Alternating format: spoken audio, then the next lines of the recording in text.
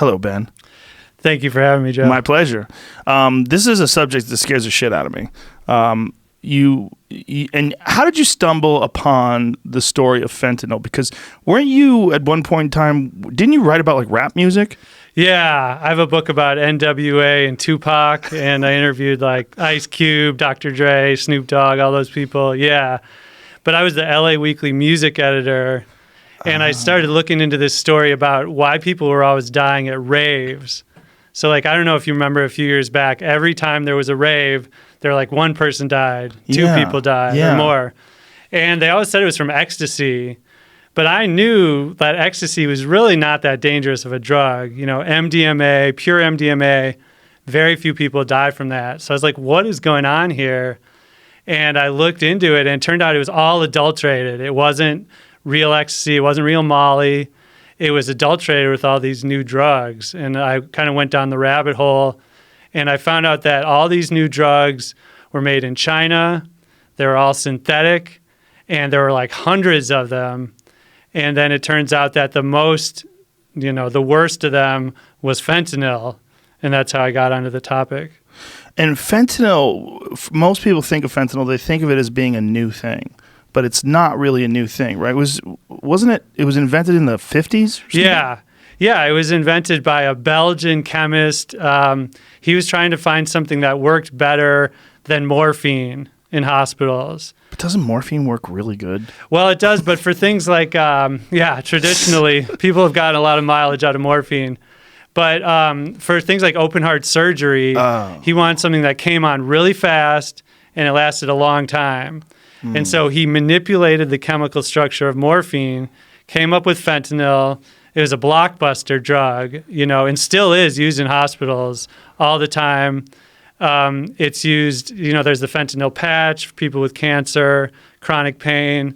And then when you get a colonoscopy, they give you fentanyl before that. And then women who have epidurals during childbirth, that I believe is usually fentanyl. So it's still an important hospital drug.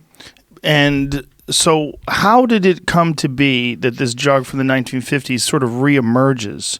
And it reemerged during the rave scene? Is that what it was? It was actually before that. It first started killing people a little bit at the beginning of the 80s. And nobody knew what it was. And it was from China then as well? No.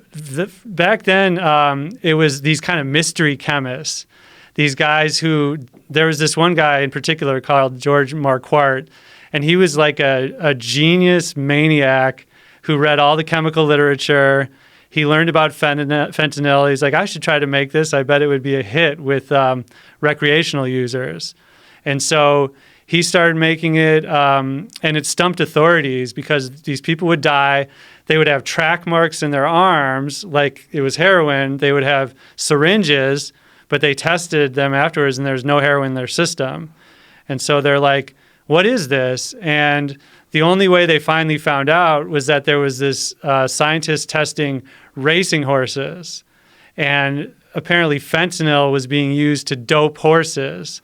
What? So they would withstand more pain and would go longer and faster and could really train harder. Yeah. And so this guy made the connection. He's like, oh, this is fentanyl. This is this new thing. And he actually predicted what was going to happen. He's like, we are in trouble now because not only is there fentanyl, you can make if you ban fentanyl, you can adjust the molecule, make another type of fentanyl. When they ban that, you can make another one, ad infinitum, basically. Wow. So the thing with horses would be that they would be in pain, so they wouldn't run as hard. So they would force them to run harder by dulling the pain? I guess so, yeah. I don't know all the details of it, but, you know, it's performance enhancing, basically. Doesn't it seem kind of counterintuitive? You would think that like an opiate would like make them sleepy, right? Well, I don't know all the details. Maybe it just has a different effect on horses. Not sure. So then the internet comes along. And through the internet, people started scouring the medical literature and scientific literature and chemical literature, and then they find fentanyl. Exactly. Yeah, because back in the old days, you know, scientists would publish a paper. They're trying to find a new drug that they can patent. Say the drug isn't a hit, no one wants to buy it. It goes on some dusty university shelf, never is heard from again. But in the internet age, all of these papers start going online. And so these rogue chemists that I reference in the title of my book, they start finding particular scientists who work on the type of drugs they're interested in. And then they start going through all of their papers and they pick out drugs that they think would work recreationally. And so when fentanyl first came out, it was totally legal.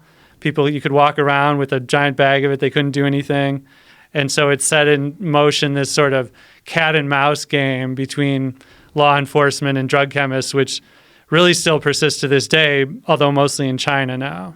Have you ever experienced any opiates personally? I've taken, like tramadol and like Tylenol 3 and stuff like that. Tylenol 3 has opiates in it? I think it's codeine, which is a low-level opioid. And I don't know. To me, it always gets me stoned, but it never seems to like deal with the problem. I don't really like opioids. You know what I mean? I can't sleep, and it's just not my thing. It's not your thing. Yeah, I had the old NyQuil had codeine, didn't it? Did it? Didn't it? Did we? We've been over this, haven't we? Didn't we try to figure this out? I remember I took NyQuil in the 90s, in the late 90s. I was sick. It was like the last time I ever took it, and it was wonderful. I was lying in bed going, this is amazing. I don't even give a shit if I'm tired, I'm sick. A lot of people say that. I just sank into the bed. I was like, ah.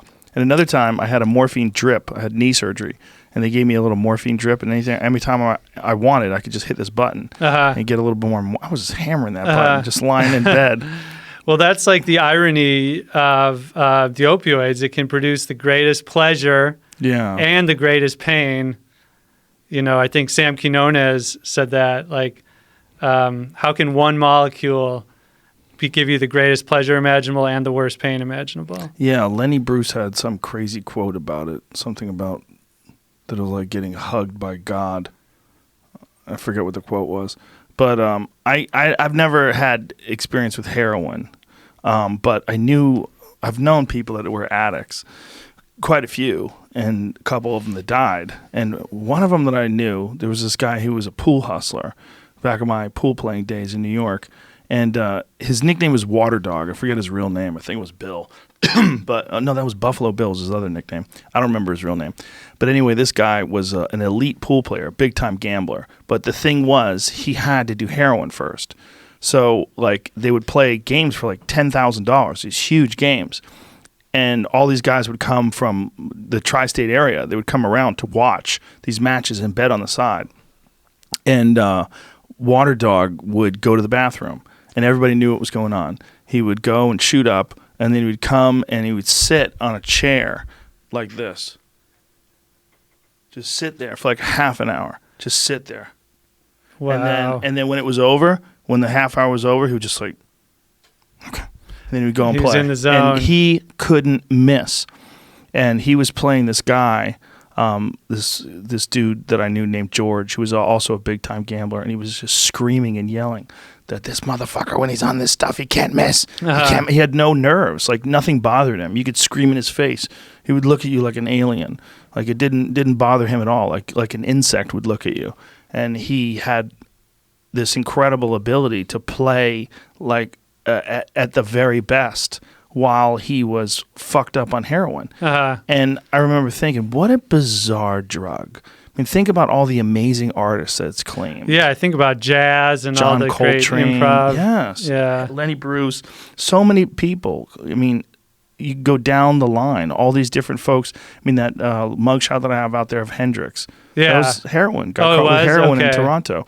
I mean, I mean, people prefer heroin to fentanyl. Like, I've heard it described as more soulful, people say. But the thing is, you can't even get heroin in most parts of America, like pure heroin anymore. It's all cut with fentanyl. Well, you got to go straight to Afghanistan, right? That's probably Mexico. Yeah. Yeah.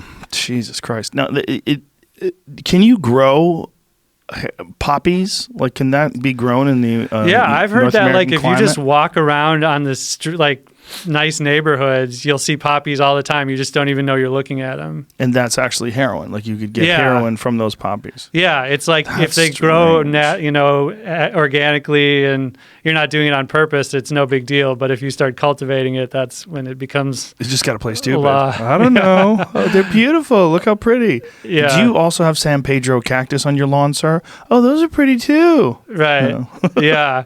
You.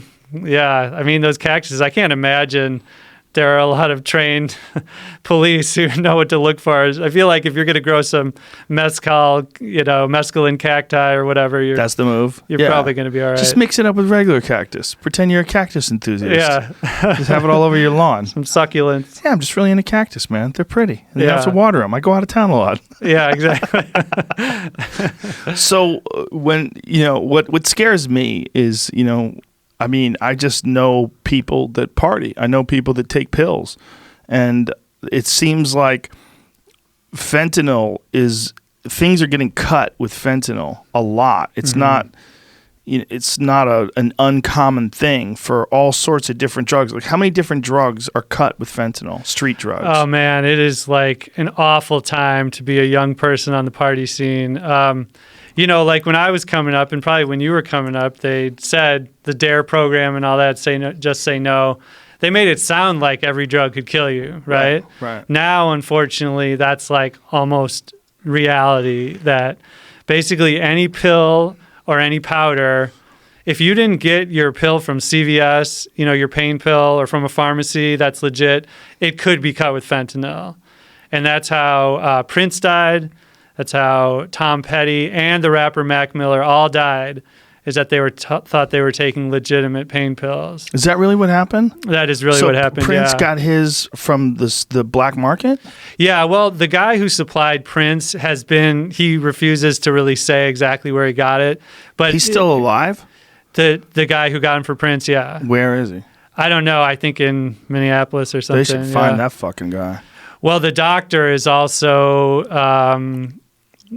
settled or something. I think the doctor might have been involved somehow. It's a mystery where he got these pills, but Prince was like doing the splits on stage at age 58 or whatever, and he was definitely a guy who walked around with a lot of pain. He was a Jehovah's Witness. He was not a recreational drug user as we think about it. He wanted pain, and I'm sure for years his handler or whatever was buying him off the dark net or whatever, and they were fine for years. But then a drug dealer trying to save some money, increase profits, cut it with fentanyl, and that's how he died. And I heard Tom Petty actually suffered an injury or hurt himself at one of his concerts, and he just literally walked outside and asked like the first sketchy guy he saw if he had any pain pills, and that's what killed him. Jesus Christ. Oh.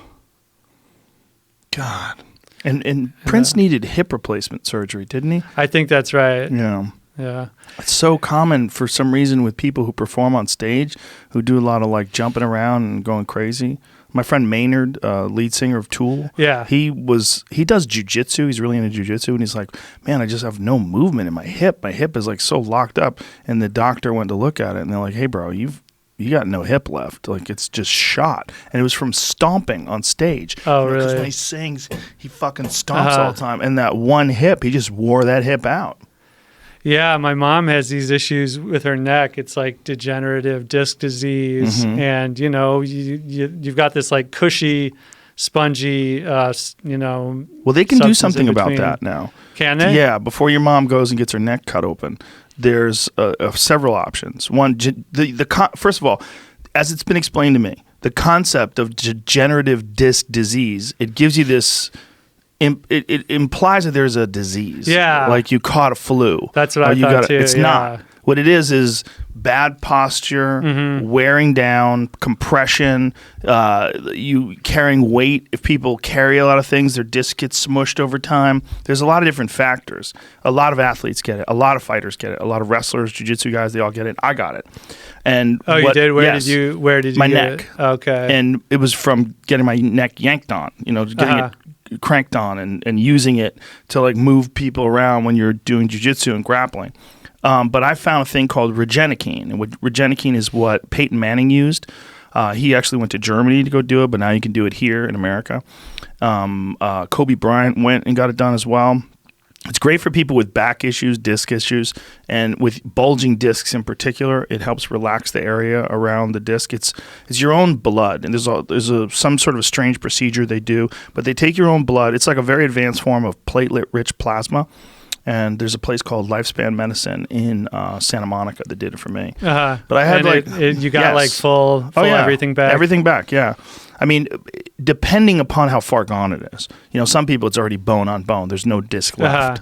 And you got to catch it before that happens. Yeah. And another thing they're doing is they're shooting stem cells directly into the discs, and they're having some really good results with that, where the stem cells. But a lot of they'll be doing that in other countries because they're a lot looser with their regulations, if they have any regulations at all. They can just fucking fill you up with stem cells, and you're like, and everything starts regenerating. Yeah, but yeah, and it's not just these pills either. It's like, and like you have daughters, I know, who are, maybe getting towards their teenage years, right? Mm-hmm. Yeah, and like that's the thing I worry the most about is partying. I have kids too, and just, because I used to, I wasn't discriminate. I didn't care. Right, especially if you're drinking. If you're a young kid and you're drinking, you're not going to make wise decisions. You don't even know what you're doing. If you're a young kid, you're 18, 19 years old, and you have 3-4 drinks in you. You don't even know what that experience is like. You don't have the wisdom and the knowledge and the history to go, okay, I've got 3 drinks. I don't know what the fuck I'm doing. I should get out of here. Yeah. I definitely shouldn't be taking any pills.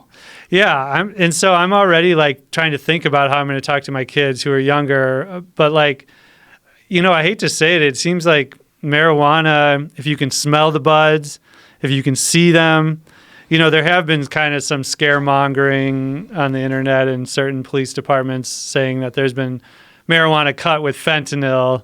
But if you go on Snopes.com, they sort of debunk all that. So I think marijuana is, if you can smell it, it smells like weed. You're probably pretty safe. Well, there are a lot of people that are growing marijuana that are using pesticides and chemicals that are dangerous. And there was one, what was the company that got caught recently, Jamie? They tested their stuff. Cushy Punch, I believe. Yeah. Say that again. Cushy Punch, but the microphone got fucked up. Cushy Punch.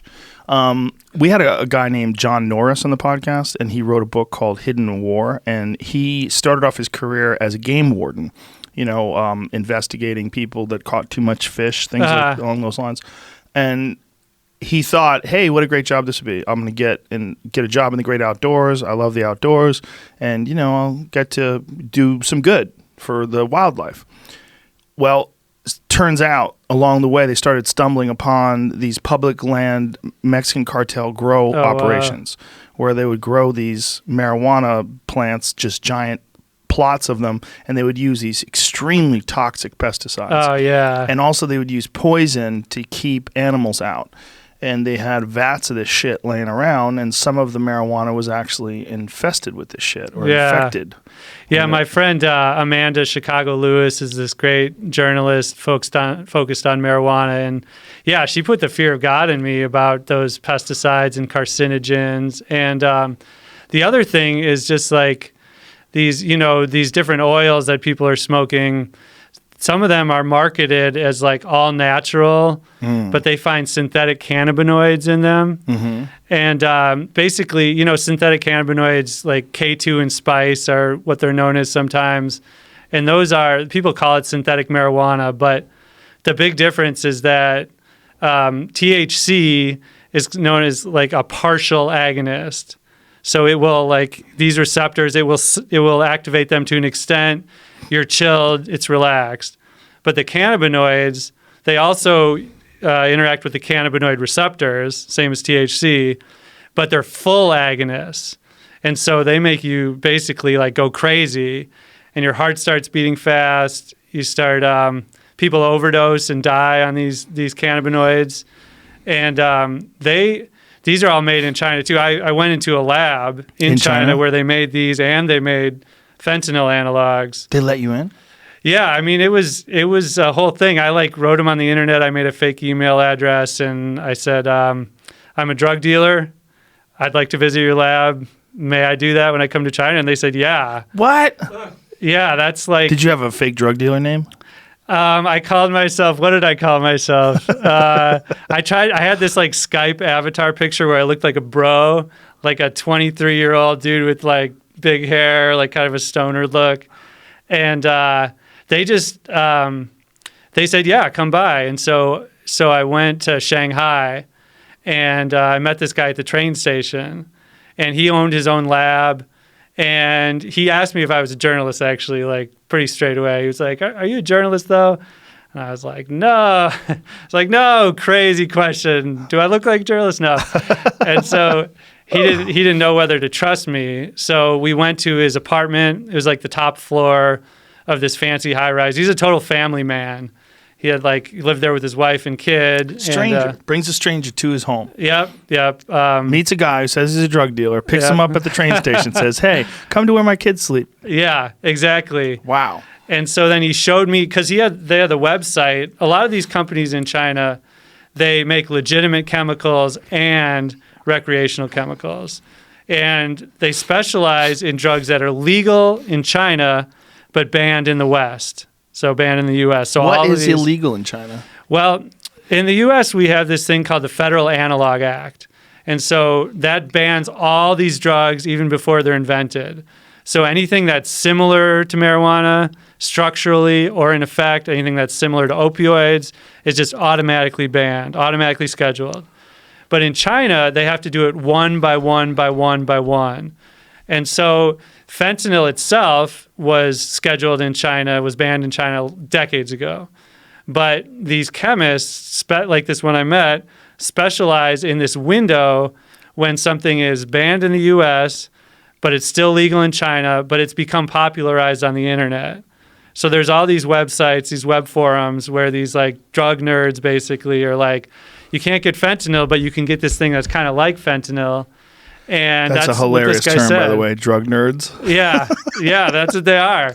And Jesus. psychonauts, I'm sure you've heard of psychonauts, Sure, right? yeah. They specialize in these new, usually psychedelics they tend to prefer, that have never been tested on human subjects. But this guy was entirely specialized in fentanyl analogs and synthetic cannabinoids. And so he took out, he had his fake list on his website of all the legitimate, Cialis and, legitimate pharmaceuticals, things like that. But at his apartment, he showed me the real list. And that had all these, it was cannabinoids, fentanyl. It was fake Valium, different types of Xanax. And he showed me the prices. And I was like, all right, looks good. Can I go see your lab? And so finally he decided he trusted me.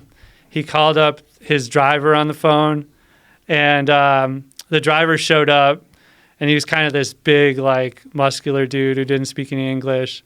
And I was a little worried. I was like, oh, this is the dude who's going to break my kneecaps when he finds out I'm a journalist, But I just got in the car, and we drove 30 minutes to the outskirts of Shanghai. And we got to the lab, and it just looked like a regular office park, like a suburban office park. There was a fountain in front of the building. There was you use the key card to get in the parking lot. And then it looked like kind of a new construction building. It smelled like cement. We went inside. We went up to the labs. All the windows were open. It was the middle of the winter, and it was kind of a strong chemical smell. But it looked kind of just like Breaking Bad, industrial-sized glassware, beakers, Bunsen burners, all that stuff from high school chemistry. And he points up, basically I had my recorder, on my phone, and I had it in my jacket pocket just on record. And so he told me I couldn't take pictures. And so to take notes, I would just say stuff aloud. I'd be like, oh, that's orangish, a light orange mixture that's being mixed up by a mechanical arm. And you say it's benzofentanyl, very interesting. And so, but the language barrier was such that he, didn't think I was being too much of a weirdo. But even though I clearly was.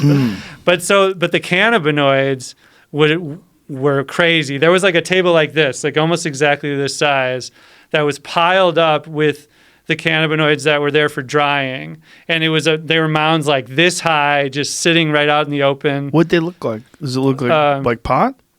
No, because it's not a plant, It's just basically, it's a chemical that's sprayed onto plant matter, like dried sage and stuff like that. Really? So they try to make it look like pot, and, you can smoke that stuff out of a pipe or even roll it into a joint. But if you look closely, though, it's very clearly not pot. Wow. And so they're drying this stuff? That's what I think they also had like drying machines. It looked like my editor didn't like it when I used this term, but when you go into Subway and there's the bread baking machines right there? Yeah. It looked exactly like that. Why did he not like that term if that's what I don't know. Like? I think he thought Subway would sue us or something. Jesus Christ. But they had those, and then they had like big buckets of 1 pound bags of these cannabinoids and these fentanyl analogs just ready for shipping. He said they were sending them to Russia, to Belgium, to the Netherlands. And then I think a lot of times it's repackaged there. And so I don't know if you knew that the cannabinoids like used to be sold legally in head shops like 10 years ago. Yeah. Yeah, and they would always be in these colorful packets. They almost look like a Pop Rocks package. They say like Spice, spice and laugh out loud and stuff. And so I think in Europe, that's where they do that. They put it in this colorful packaging. They and then they ship it to the U.S. And but yeah, he was saying that like he kept like really close track of the law in all these countries, especially China. Like they're scheduling this next week, so we're going to take all this and throw it away. And I thought at first he was like probably just putting me on, but I think they actually do that. Like these guys are businessmen first. They want to make money, and going afoul of the law, it just doesn't, it's not conducive. This is where bath salts came from, right? Exactly. Yeah. Bath salts tend to be cathinones. So synthetic cathinones. Have you ever heard of the cat plant, KHAT? Yes. Yeah. That's the hijackers. Pirates in Somalia. They take love that. To take that stuff. Yeah. It's really popular in the Middle East. It's like it's a stimulant. It gets you really. Have you tried it? No, I never have. Yeah, but I grew up in Minnesota though, and there's a big Somali population, and so there was a big controversy in Minnesota whether or not to ban cat leaves from being sold in regular stores. Is it legal? I think it is. I think it's not legal in the U.S. now, if I'm not, but I don't know for sure. Interesting. But so it's KHAT, is that? Yeah, exactly. And so the synthetic cathinones are the synthetic version of that, like made in a lab. But they're there's tons of different kinds. You don't know how strong it is, and the bath salts. Of course, it has nothing to do with like salts for your bath. This was a misnomer, and they also called them like incense and sometimes plant food. And on the back of all of them, it would say not intended for human consumption. So that was like the way they got around. They thought they could get around the Federal Analog Act because part of the law says that something is automatically illegal if it's intended for human consumption. So these guys are like, not intended for human consumption. Right. Just put it in your bath. Yeah. Your bath smells like fucking toxic chemicals. Yeah. Do you remember when the homeless guy ate someone's face? Remember that? And they said he was on bath salts? Yeah, but that was actually disproven. There was none found in his system. He was just crazy? The Causeway cannibal, I think they call him. Yeah. And he was just crazy, right? I think he may have like smoked some weed, but yeah, I don't think he had anything else in his system. That was just high on life. Yeah. Oh man, Florida. The original Florida man. Yeah, it's funny that one state is so synonymous with fuckery. Yeah. And they also had this thing called Flocka. Have you ever heard of that? Yes, I have, but I don't remember what it is. It's more cathinones. And like if you look it up on YouTube, there's all these people going crazy. That killed like, I think maybe 100 people in Florida during a time. And the problem is, like the prohibition on drugs causes people to do really stupid things, right? So you have this cathinone like Flocka. And as bad as that was, once they banned Flocka, the chemists started manipulating the chemical structure. So they change one little thing. They add like a chlorine group, for example. So like a chlorine like molecule, it has nothing to do with the drug, but they just add it on there to make it so it becomes legal. But then it becomes more difficult for your body to like digest it. So it becomes worse for you, and the high becomes worse. And then they ban that, and then they make something new that's even worse for you. And it's just like down the line. And these Chinese, so that's what all these new drugs have in common. My book is about, they're called NPS, novel psychoactive substances. So fentanyl is the most famous and the most dangerous, but these include basically like synthetic new versions of every drug. So there's, marijuana, the NPS version is the synthetic cannabinoids. Heroin, the NPS version is fentanyl. There's LSD. So you take LSD. It's like a wonder drug, right? No one has ever died of an LSD overdose. People may have thought they were a bird or whatever and jumped off a roof, but no one has ever overdosed on the drug itself. But once they started really cracking down on LSD, these Chinese chemists started manufacturing this new type of psychedelic that was sold as acid. And so if you went on the dark web, this was like in the 10 years ago or so, 5-10 years ago, you would search for acid and you would think you were buying LSD, but you were buying this new psychedelic that could kill you and did kill you. These drugs are called N-bombs. It's like the worst name of all time. These N-bomb drugs, and they started killing people in like the suburbs in Dallas. Your phone's ringing. Ooh, fail. And yeah. You really were a music editor. Yeah. So these kids all thought they just wanted, they did their research. These were like smart kids who said, oh, LSD has never killed anyone. Let's get this new thing, and it killed them. And so it wasn't really LSD. It was just nothing in common at all. Yeah. Now, the crazy thing is that this probably could be fixed with legalizing all drugs, but nobody wants to legalize all drugs. It's such a catch-22 because, like, if you had heroin available at the corner store, you would have no need to buy fentanyl. And if it was like at a reasonable price where they couldn't undercut you, like, hey, heroin's $5, I'll send you fentanyl for $1. Yeah. I mean, it's a terrible thing to even say. I don't want people to be able to just go buy meth. Yeah, well, the way to think about it, I think, is like decriminalization a lot of times is like a better alternative, in my opinion, in my research, than legalization, right? So like the presidential candidate Andrew Yang talks about decriminalizing opioids. Right. And so when I first heard about that, I was like, what? I was like, that is a bridge too far. But the more you think about it, it's like people get arrested for using fentanyl, they go to jail, and then the recidivism rate is like through the roof. People like get out and they start using again. They don't get the treatment they need, and so the opioid, like people don't realize that fentanyl is killing more people than any drug in American history ever on an annual basis. More than heroin, more than pills, more than meth, more than crack. And so things just get worse and worse every year. People aren't talking about it that much. But how is decriminalization going to stop that? Because decriminalization will just make fentanyl more available. The point of legalizing all drugs, and again, this is a very, very messy subject, and I'm not a proponent of legalizing all drugs. I'm sort of agnostic on it. I'm like, I don't know. I don't know what the fuck is it. What is the answer? But if you legalize them and you can buy them from reputable sources, you would know that you're actually buying cocaine. You're not buying some fake Chinese spice jam thing, whatever the fuck they call it. You're buying actual cocaine, and we know if you buy whiskey, right? You get a thing on the label that tells you what proof it is. You know that if you have 3 drinks, you're going to be fucked up, and we can regulate that. We could sort of adjust.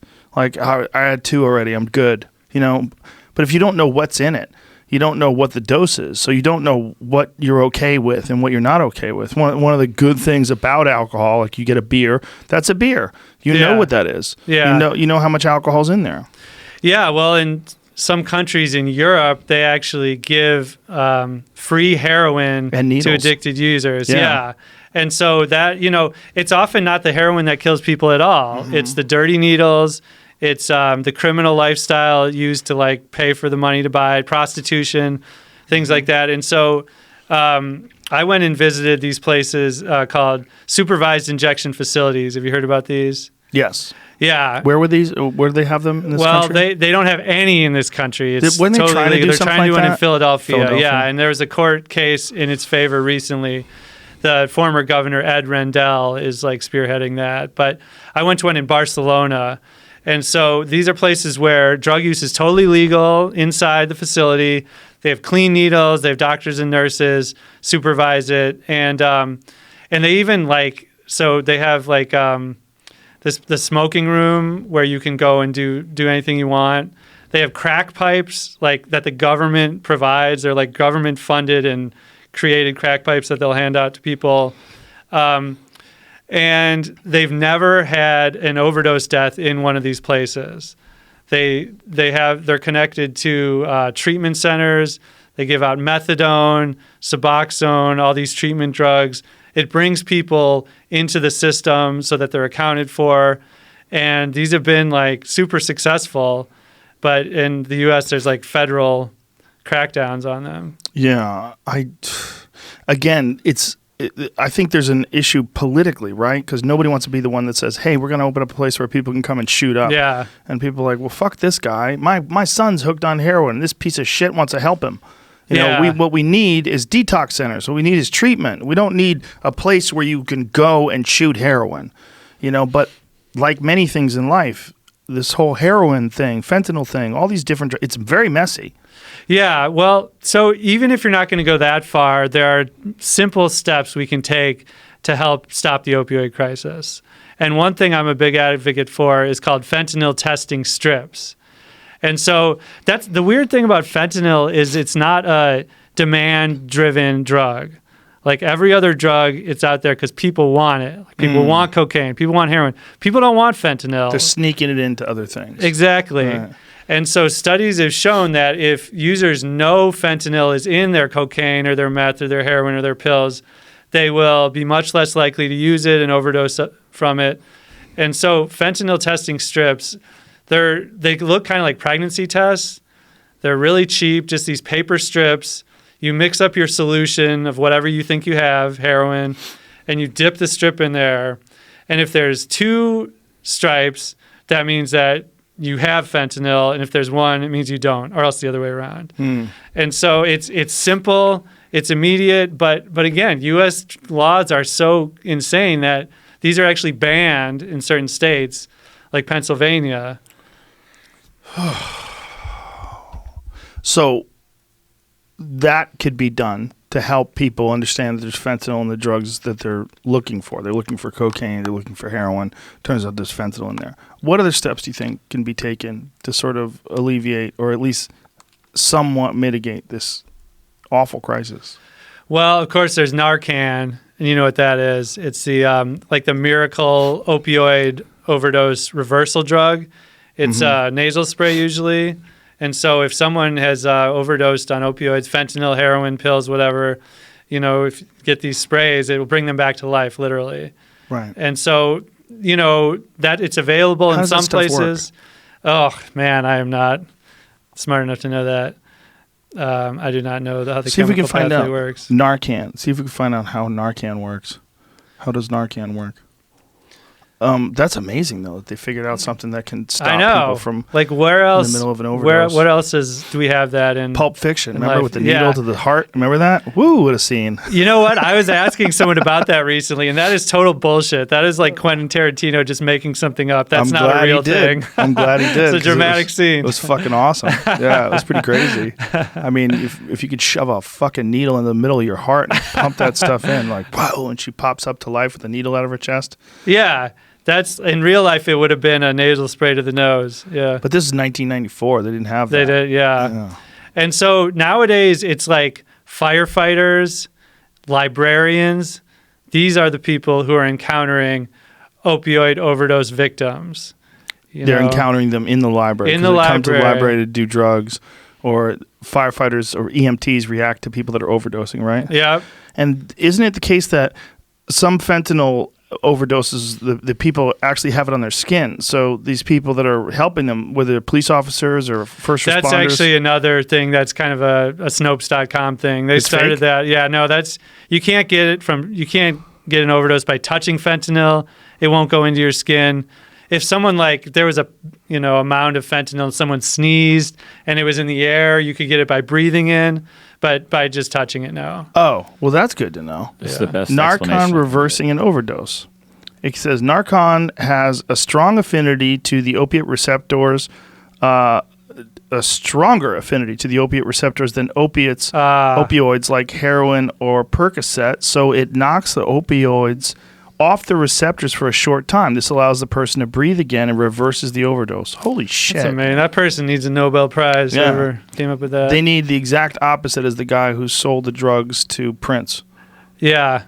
Yeah, exactly. They need love and respect. Yeah, that's an amazing discovery.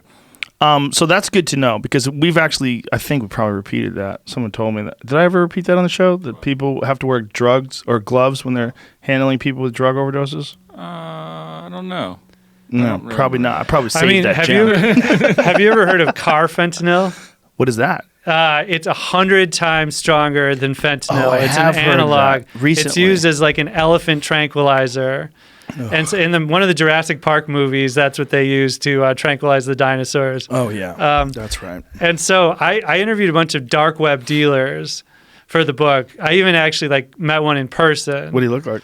Well, he asked me not to say, but he don't came have with to his say what he looked daughter. like, He was like a buff dude. He was like was like in his 30s. Too much. You're already saying too much. We're going to find him now. like when you were recording, what is that orange vat of, did you do that kind of same shit when you're talking to him? No, because he knew I was a journalist. I told him I was. And he met wanted you? to say, yeah, he's like, people think of us as scum, but I want to tell my story. And that's what journalists live Hope on. for, right. What is his story? Well, he was he's probably listening to this, man. Hey, bro. That's crazy. He What's was up, dark web drug dealer? total family man with his daughter. He was feeding her French fries and stuff. But he was addicted to meth at one point. He had a lot of sort of depression, self-esteem issues. But then he tried the opioids, and he said it was like an antidepressant. So he became hooked. And so he started selling fentanyl on the dark web because he didn't want his kids to have to live in poverty. He didn't want his drug addiction to interfere. And so not only that, but he claims that he's helping addicted users more affordably maintain their habits. So he has this big fuck, Purdue Pharma, anti-government, anti-big pharma mentality. So he blames Purdue Pharma made OxyContin pills, and that's how the whole opioid epidemic began. So it was the pills, then people switched to heroin, and now it's fentanyl is in all the heroin. And so this guy says that because he makes a nasal spray too, and he says that people can buy his fentanyl nasal spray on the dark web for $60. Take one spray, it's equivalent to one OxyContin pill, and that's enough to maintain their addiction. And so he says, instead of paying money to the big pharmaceutical companies, people buy this, it's much cheaper. And so he had a whole moral justification of how he did it. So he's an ethical drug pusher. That was his case.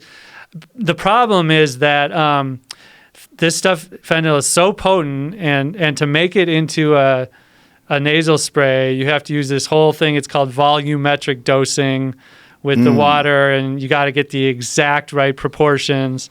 And he's not a trained pharmacist, right? So he's buying it. He's a middleman. No. He does it. He has a whole process how he does it. Christ. Yeah, but he's not a trained pharmacist. He doesn't. How does he know he's doing it right? And so I told him that. I said that to him, and he's like, well, basically, I tested on myself. So if I'm doing it wrong, I would die. So my customers, therefore, know I've tried it. So that guy sounds like he's got a great pitch, but I'm not sure. Yeah, I mean, you got to justify. Yeah, I get it, but so many people who sell drugs and so many people who are involved in drugs, they're always people who have fucked up lives like to paint the best version of what they're doing. Yeah. That's what that sounds like.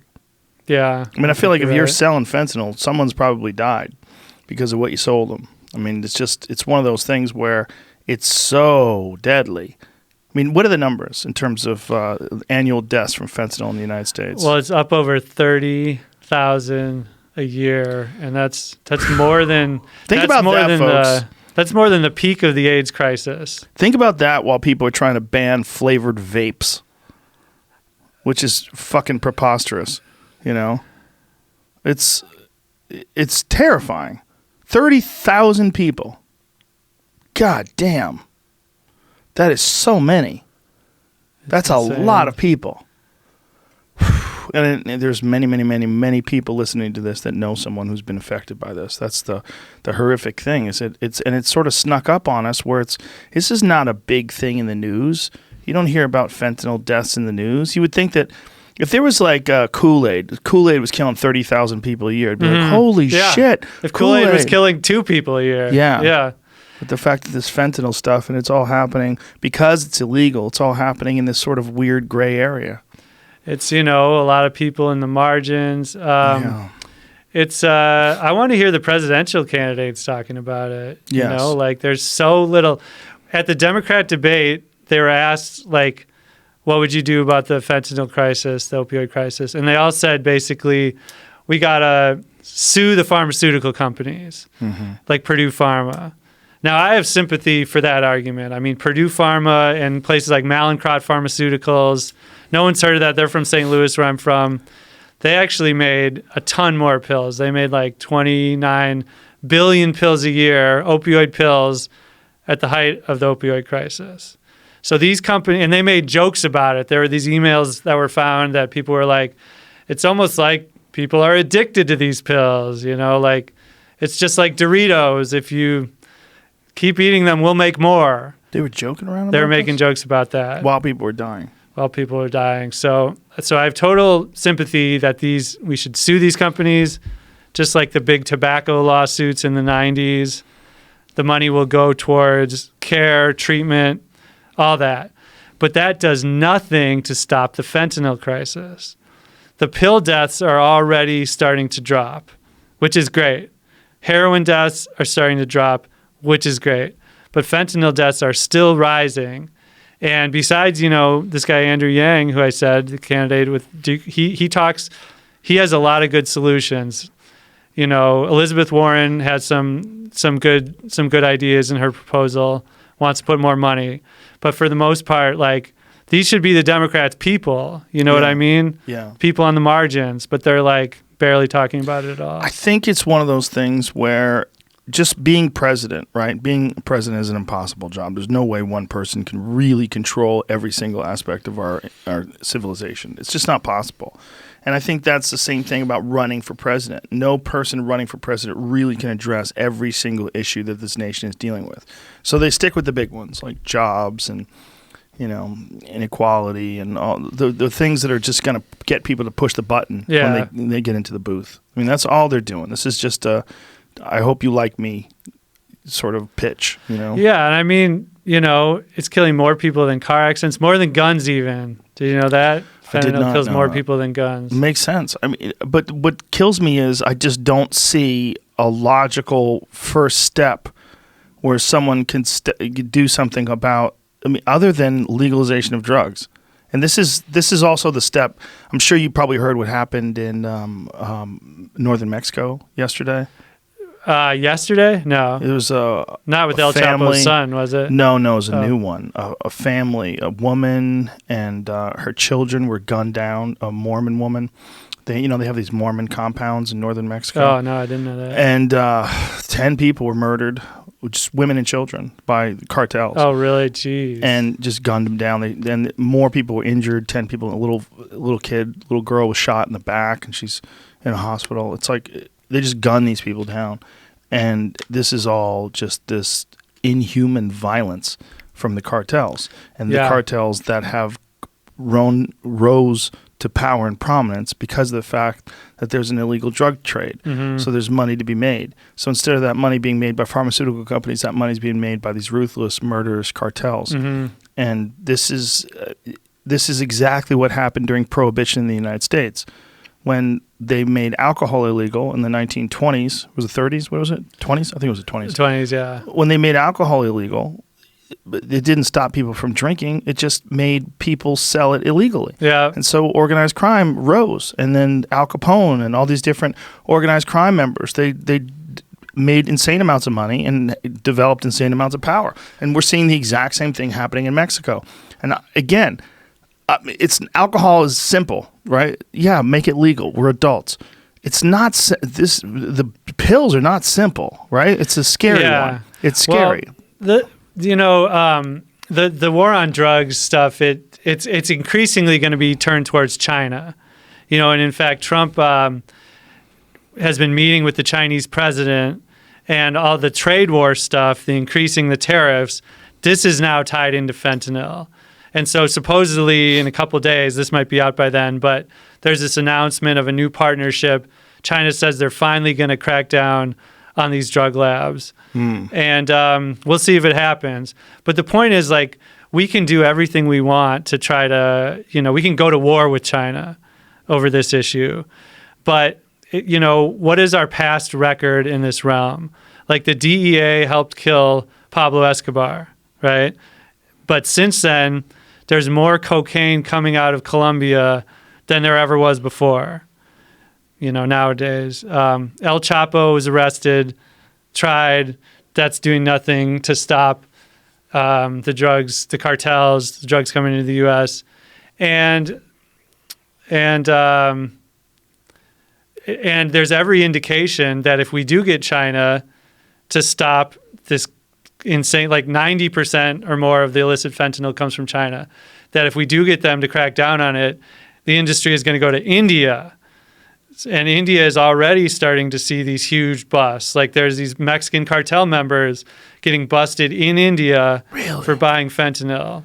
In India? Yeah. The thing is, like, China and India have the two biggest chemical industries when it comes to generics, kind of lower level chemicals and pharmaceuticals. The U.S. has the most profitable pharmaceutical industry because we make, like, the brand name drugs, things like that.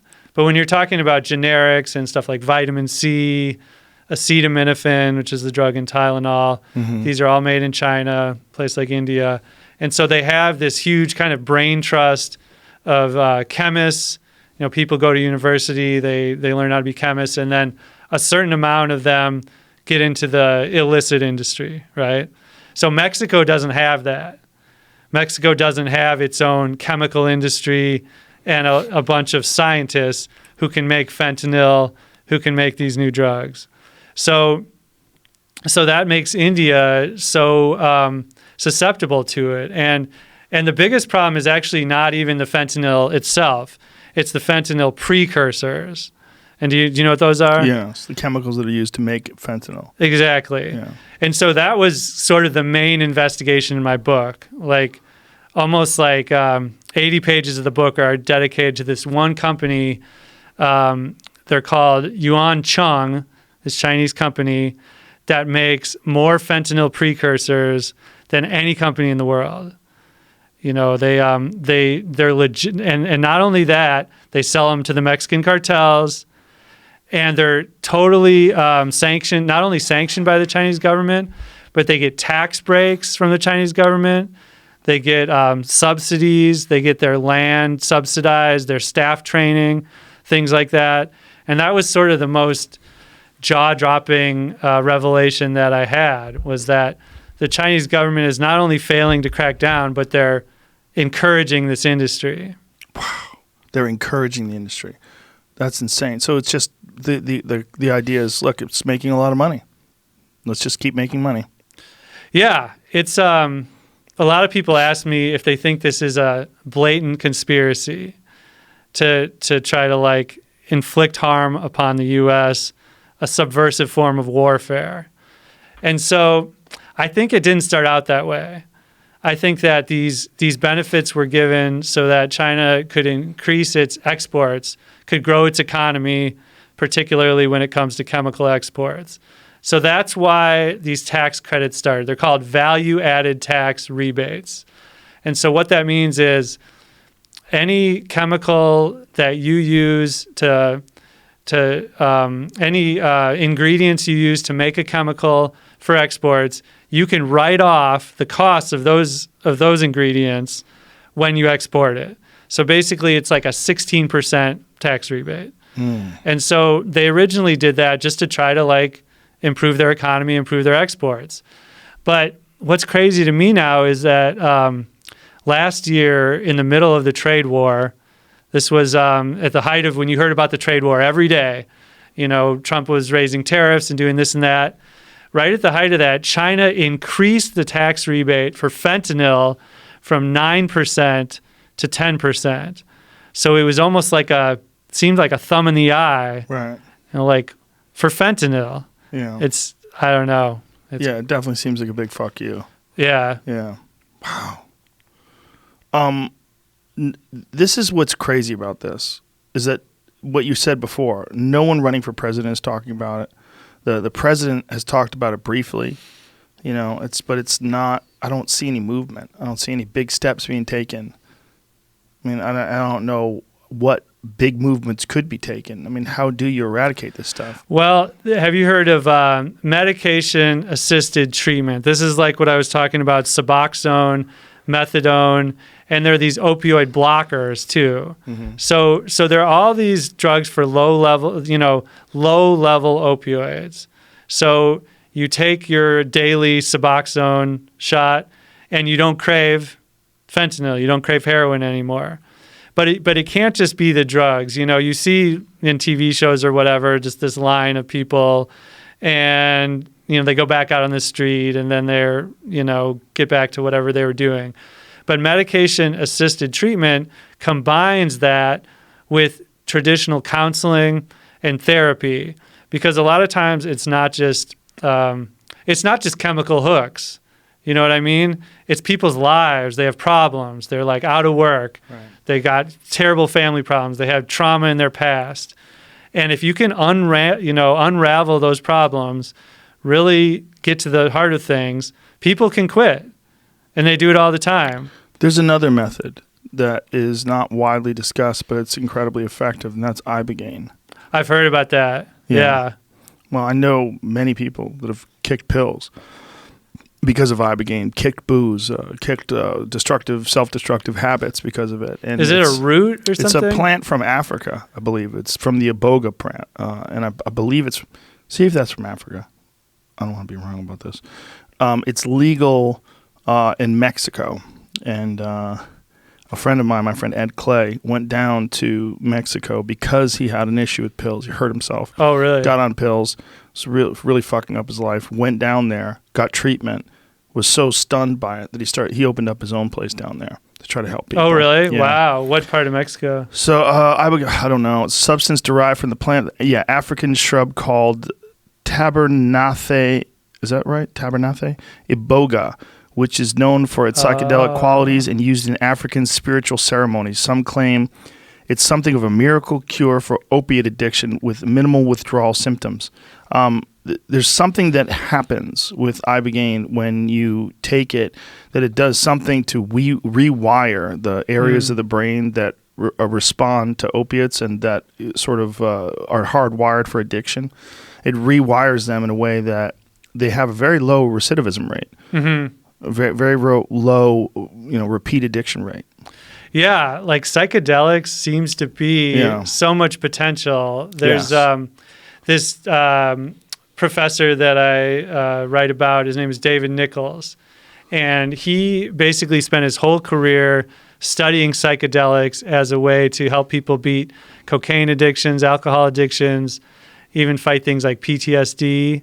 And it was actually found that MDMA, ecstasy, is like this amazing drug for PTSD. Yeah, I've heard this. The MAPS is in the middle of... Yep, exactly. Yeah. Yeah, they're doing these, they finally have gotten clearance to do these studies.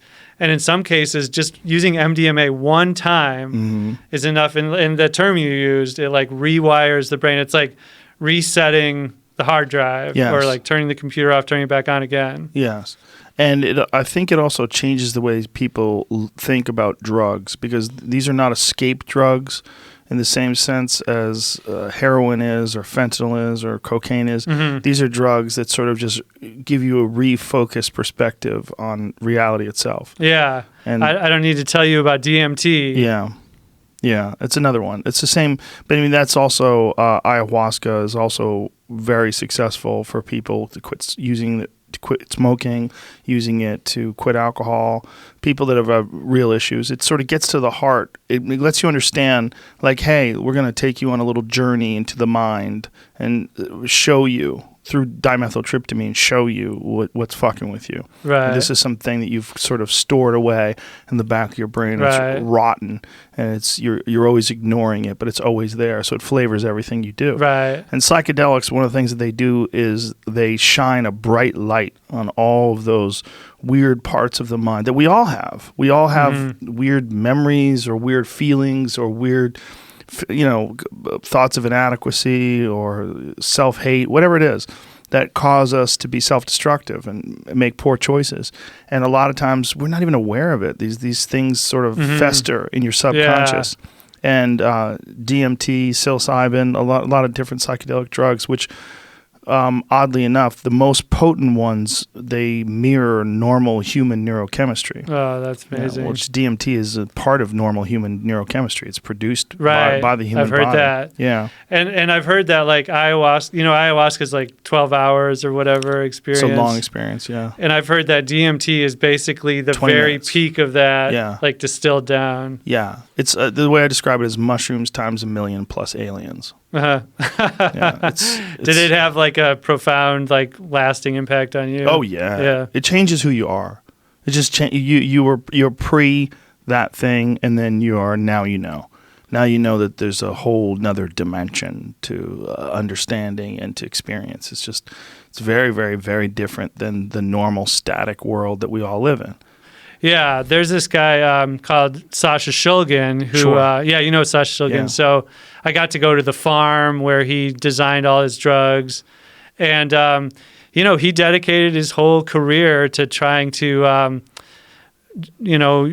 discover new psychedelics that could be used as medicine. And so he took like the chemical structure of mescaline was one of his most often used.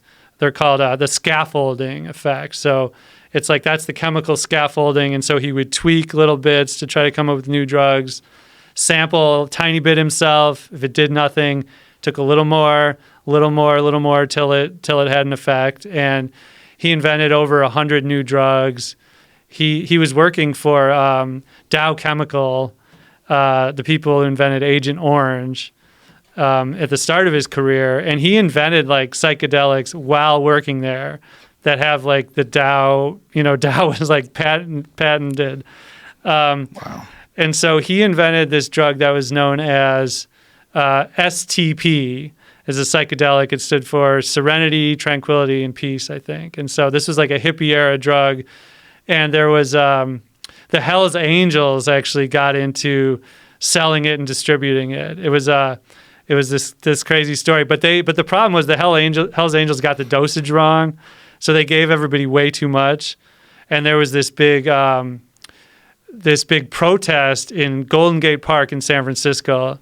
It was called the Human Be-In, and they were protesting the banning of LSD that year. It was 1967, and so everybody went to the Golden Gate Park, took this stuff, this STP, and this really high dosages, and they all freaked out and ended up in the hospital. And so, what's it made out of? I don't know. It's some kind of not related to LSD. Is it available now? I'm sure it is. Yeah, on the dark web, you can. I'm sure you could get it. Yeah. I don't know. It doesn't sound that great. Even in its regular proper dose, Sasha Shulgin has those books called PCAL and TCAL, which are basically cookbooks and how to make all the psychedelics.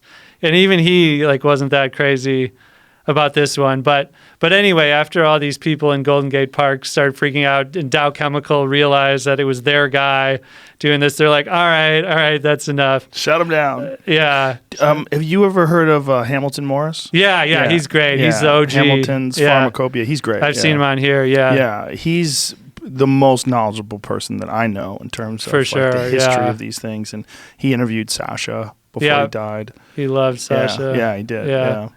Yeah, he takes a scientific but yet a connoisseur's approach to drugs. I mean, he's very scientific about like what's happening. Yeah. But yet he'll talk about it like the way a sommelier would discuss a fine wine. Yeah, I remember he's talking about he took a cannabinoid and he's like, it's my crown chakra is feeling. Yeah, he's hilarious when he's blitzed on that show, Hamilton's Pharmacopoeia. And you know his dad, right? Yes. Yeah, it's amazing. Earl Morris is such an amazing documentarian. Yes. Yeah. We did a podcast. We've done two, but the first one we did, we got way too high. We were useless. Yeah, I remember you guys talking about that. Yeah. We were useless. I mean, we were useless. It's like, hey, Hamilton Morris is on the show. That was the early days of the podcast, too. The early days of the podcast, we often got way too high. Yeah. I had to figure out how to dial it in. Yeah. That's the number one thing people ask me when I said I was going on this show. They're like, are you going to get high with Joe? I'm like, I would be so useless and impart no information. And plus, it's like the opioid epidemic. I got to get my facts right. It doesn't seem like appropriate time to get fucked up. Yeah. Yeah.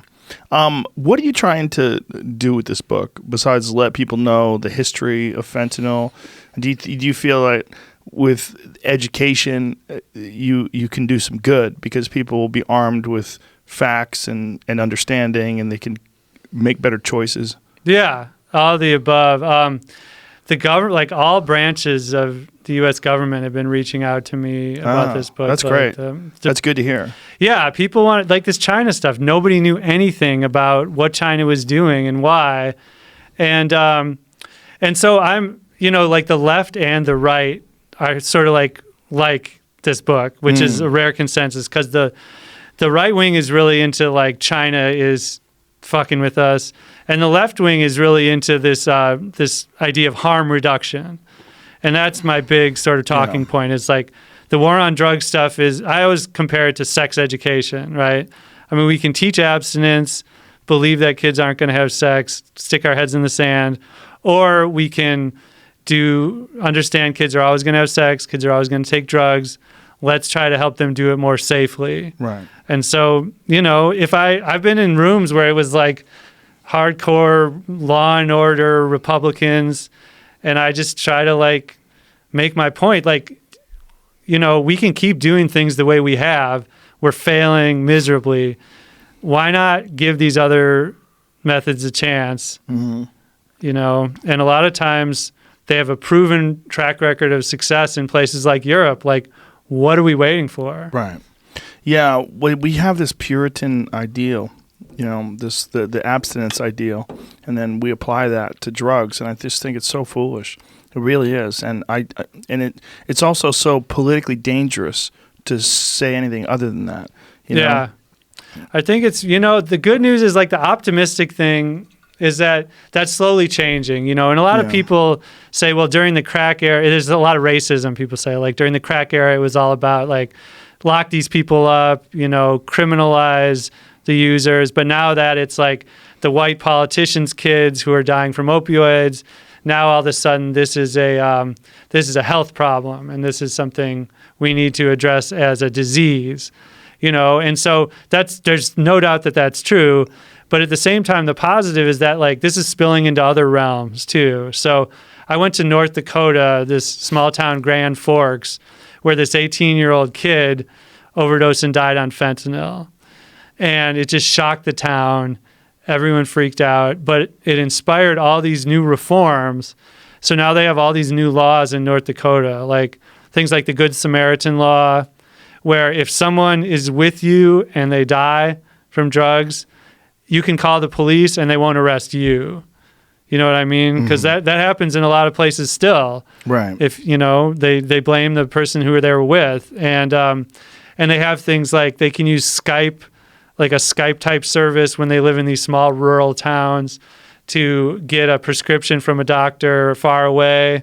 They can use these services. And what they told me in Grand Forks is that this system is it's spilling over to other, even like alcoholism now.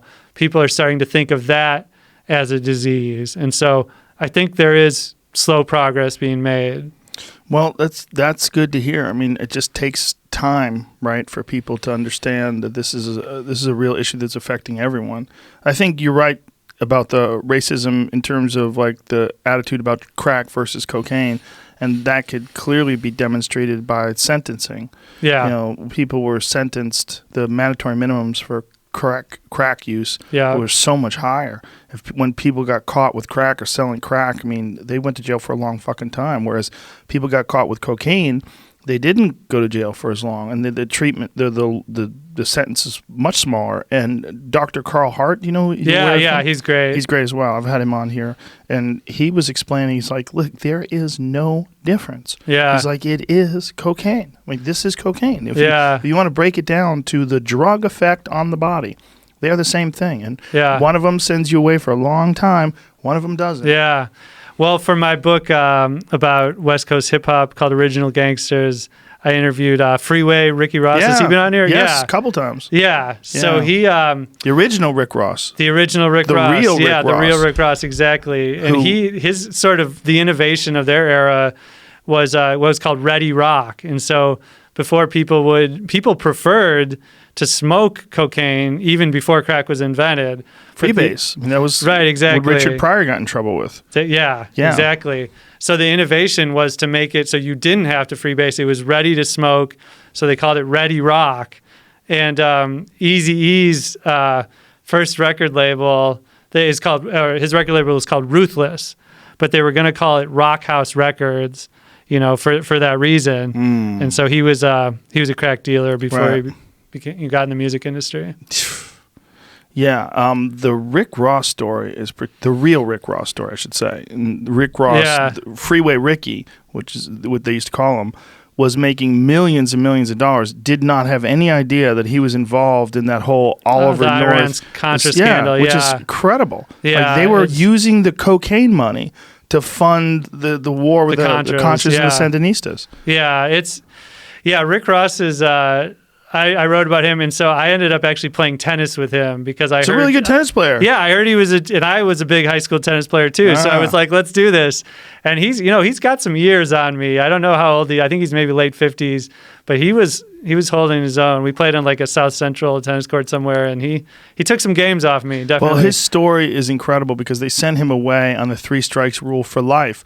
And then while he was in jail, he learned how to read. Then he learned how to understand the law, and he started literally taught himself to be a lawyer, and then realized no, the way they used the law was incorrect and unlawful. They 3 strikes means you get arrested for larceny. You get out, you get arrested for larceny. You get out, you get arrested for larceny. They did it in one swoop. So they gave him 2 charges at the same time that's and crazy. then put him in for 3 strikes. And he was able to successfully prove that was wrong. That's why he's out right now. Wow. He's so smart. One of the things he taught me that, you always used to hear about crack babies all the time in the 80s, like cover of Newsweek, crack babies. He was like, crack babies aren't real. That's not a real thing. He said that I hope I'm not speaking out of school. I think like his wife maybe smoked crack while his son was in utero and never had any problems. And he's like, yeah, look around, do your research. Like crack babies is not a real thing. That's crazy because I remember hearing that as well. Like crack babies was a thing we were all worried about in the 80s. Oh my God, wait till the year 2000. All these crack babies are 20 years old. Yeah. That was the thing. Where are they now? Yeah. Where are they now? Maybe they're mumble rappers. Maybe that's what's going on. Maybe that's it. I shouldn't laugh at that. Yeah. You did though, because you understand real rap music. Oh man, I'm just worried that I'm about real hip hop. The old man, right? I know it's just so lame to be like the kids these days. I'm definitely that. That's who I am. Yeah, I'm embracing. Are you into hip hop? I was asking talking to someone. Yeah, okay, sure. who is your kind of generation? Nas, huge Nas fan. Gangstar, love Gangstar. Of course, Biggie, Tupac. The classics. I mean, Big Yeah. Daddy Kane. I love EPMD. Yeah, that's I old love school East Coast stuff. Yeah. Just God, there's so many. It's just that era. It was like, I mean, there's a couple of eras that I just listed, but it's lyrical. Like Nas is my favorite, I think, because his lyrics, they're so intricate. You know, the way he words things, like you just go, oh shit. You know, you hear his lyrics, you just go, oh. Nas is like the king he's like the oh shit king. Yes, for lyrics, man, he's the best. Was it Rewind? What was the one where he played the whole song backwards? Oh yeah, I know what you're talking about. Yeah, from the bullet going back into the gun all the way through the entire story. He starts at the end and then backs up the story. Amazing. Maybe he had some fucking classics. I think he's the best writer in all of hip hop. Yeah, well, you know, it's just his beats don't always hit me the right way, but he's got so many classics. He's earned like the right. But my big thing, because I did live in New York and I was an East Coast, you know, like music snob, and like Biggie is clearly the best ever. I got one for you. Let me go for it. Yeah, find out if you're real. Cool G Rap. Oh yeah, he's the original. He's the best. He's undisputed, underground guy. Like people don't know. Yeah. Like you list like some of the greats of all time. People don't say Cool G Rap. Go back and listen to Cock Blockin'. That is one of the best fucking songs ever. To this day, I'll go listen to that song and it'll make me laugh. Yeah, that was. I mean that like '80s New York stuff is so much of it. Hill Street Blues. So intellectual, so amazing wordplay. Yes. But see, when I came to LA though, everyone's like Tupac, and I was like, I don't get it, man. His flow is not that great. You know, I just don't get it. But the more I like listened to his lyrics, the more I saw he was more than just a rapper. He was like a cultural influence. He was like a political leader to a lot of people. And finally, I'm like, yes, I get it. He stood for something. And now, like, I just don't hear Biggie the same way, you know, because so many of his songs are about, you know, partying and crime and stuff. And the bigger message of Tupac just really won me over. And then, well, I don't think it's a competition, but I know what you're saying. I mean, Tupac definitely had a different vision, but Biggie, you also have to realize Biggie was like, how old was he when he died? Oh yeah, 24 they both were. Or something? Yeah. I mean, Tupac was 25. One of my favorite videos of Biggie is Biggie standing on a street corner when he was like 16, 17 years old rapping. Do you ever see that? I think I have in Bed-Stuy with the lumberjack stuff. Yeah, he's got a fucking. I think he might even have a piece of paper in his hand, where he's like reading the rap off, or he's got it like in case he fucks up. Oh, but yeah. his flow was so good, even as a little kid. Yeah. He was a fucking kid, man, and Yeah. he was like as good as any rapper alive. Can you find that? Can we play that? We'll get in trouble. I'll play it for you afterwards. Yeah. After the podcast, we'll play it. And his breath control and like his weight. Sometimes I feel like you got to be like fat almost to be an amazing singer or rapper. Well, comedians too. A lot of fat comedians like Patrice O'Neal, one of the greatest of all time. There was something about his girth when he was on stage. He had like power and like this whole thing. Here's Biggie on stage. Yeah, see, he's got a piece of paper in his hand. That's amazing. Yeah, summer. He's so small. Probably a towel. Oh, it might be a towel. Oh, yeah, you're right. Age 17 years old in Bed-Stuy. Yeah. And just murdering it. He's not everybody doing around him. No, look at everybody.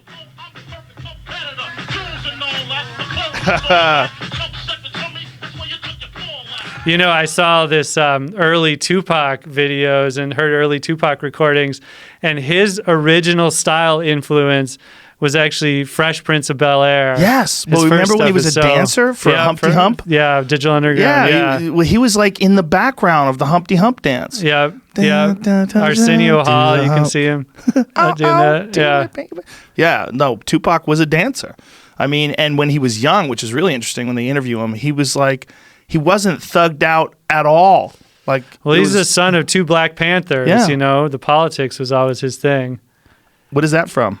Oh, he had the trouble. Oh, that movie. The Gumby haircut. That's right. Yeah. Oh, I forgot about that. That was his debut. That was his like solo debut. Wow. Yeah, Digital Underground. Whatever happened to them? Humpty Hump, Shock G. He's still around. They were so good. They had great shit.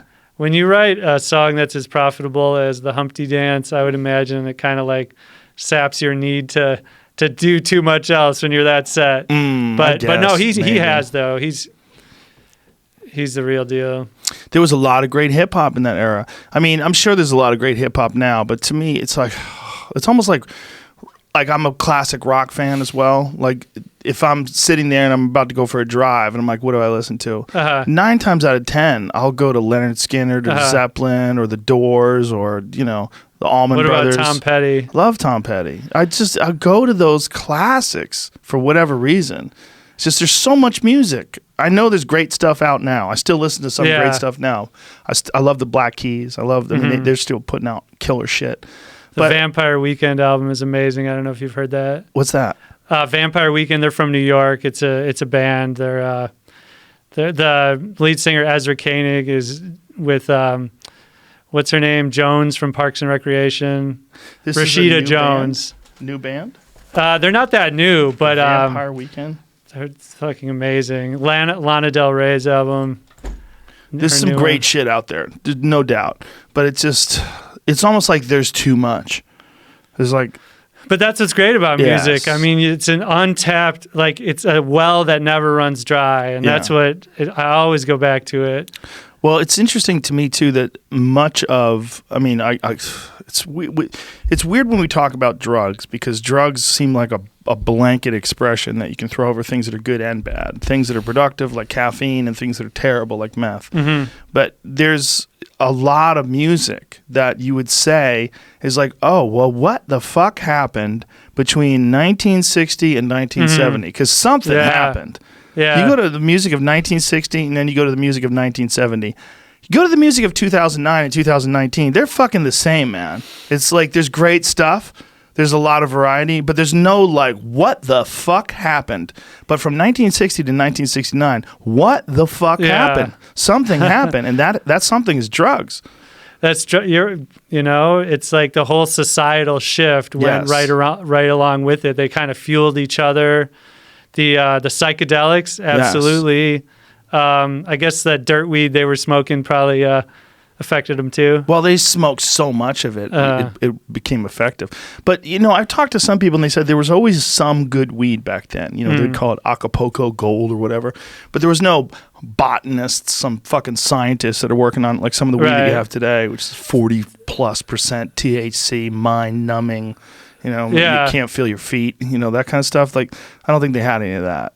Keef and wax. The stuff, like, I just came back to LA for the first time recently, went into a legal weed store for the first time. I didn't buy anything, but they're like, the dosages are so high. Yes. All of them. Like, why?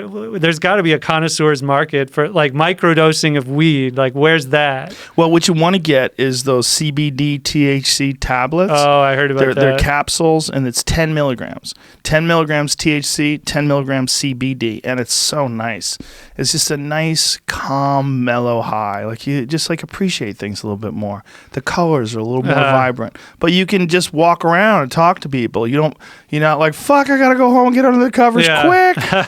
It's not, but the thing is, there's so many like hardcore stoners today that they need those high doses because their tolerance is so high, and they're just trying to melt their face off. Like every time they go in there, they're trying to find some new thing that melts their face off harder. I don't know, man. Psychedelics, like LSD, I'm like going in the other direction, really. Like we went vegan, like not smoking weed, really not like drinking much. It's just like exercising, eating like the best food. I don't know. I'm just like trying out this new thing. I just want to feel good all the time. Right, you know what I mean? Right.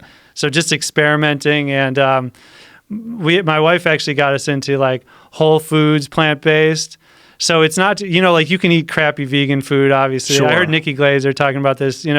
People talk about fake meat and like the Impossible Whopper, and I had terrible one. For you. Yeah, but it's like, it just makes you feel crappy like the old Whopper did. Yeah, it's and terrible. And so like, if you cut out the processed food, right, that to me is what is making me feel like I have energy all the time. Yes. Sleep better, health. I haven't gotten sick. Good for you, man. But that's where it's at. You know, be kind to your body. Your body will treat you better. That's just how it is. Drink more water. Exercise when you can. Do you meditate at all? Yeah. I've been getting big into that. Yeah. How about you? Yes. I guess you and Nikki are talking about that a little bit. I mean, I feel like all these things that we're saying, all these the moves towards positive lifestyle choices will, and also in some way, sort of negate this move towards these drugs.